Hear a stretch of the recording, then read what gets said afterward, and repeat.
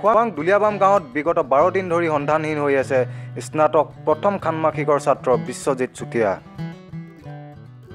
দুলীয়াবাম গাঁৱৰ বুবুল চুতীয়া আৰু নৱনীতা চুতীয়াৰ একমাত্ৰ পুত্ৰ বিশ্বজিৎ চুতীয়া যোৱা 5 জানুৱাৰী সন্ধিয়াৰে পৰা সন্ধানহীন হৈ আছে।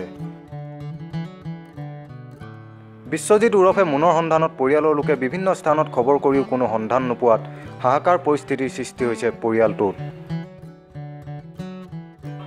যুৱকজনৰ নিৰুদ্দেশৰ সন্দৰ্ভত ইতিমধ্যে খোৱাং আৰক্ষী থানাত এজাহাৰ দাখিল কৰা হৈছে যদিও আৰক্ষীয়ে বৰ্তমানলৈকে যুৱকজনৰ সন্দৰ্ভত কোনো তথ্য উলিয়াব পৰা নাই। সহজ সৰল অমায়িক ছাত্ৰজন এনেদৰে হঠাৎ সন্ধানহীন হোৱা ঘটনাই সমগ্ৰ অঞ্চলটোত চাঞ্চল্যৰ সৃষ্টি কৰিছে।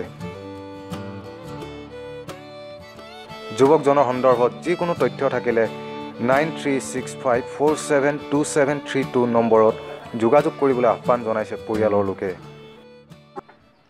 5 তাৰিখ শনিবাৰ পাই ল'ৰাটো ঘৰত নাই, ক'লৈ ওলাই গ'ল, ঘৰত কৈও নগ'ল। এতিয়া মানে চিন্তামিত হৈছোঁ ল'ৰাটো ক'ত আছে, সেই অনুসন্ধান পাবৰ কাৰণে মই এইবোৰ কৰিবলগীয়া হৈছে। আৰু সদায় ৰাতিপুৱা গধূলি বন্তি জ্বলাইছোঁ ল'ৰাটো যাতে ঘৰলৈ ঘূৰি আহে, ল'ৰাটো সুখতে যাতে ঘৰ পায়হি। তো মোৰ ল'ৰাটো নাই যোৱা শনিবাৰ পৰা মুন চুতীয়া, এনেকৈ গাঁৱততো মুন বুলিয়ে মাতে, স্কুলৰ নামটো হ'ল বিশ্বজিৎ চুতীয়া। শনিবাৰে ৰাতিপুৱা ঘৰত ভাত পানী খালে, খাই মেলি লগতে ভাত খাইছোঁ, খাই মানে প্ৰায় পিছবেলাৰ পৰা মানে ঘৰত নাই।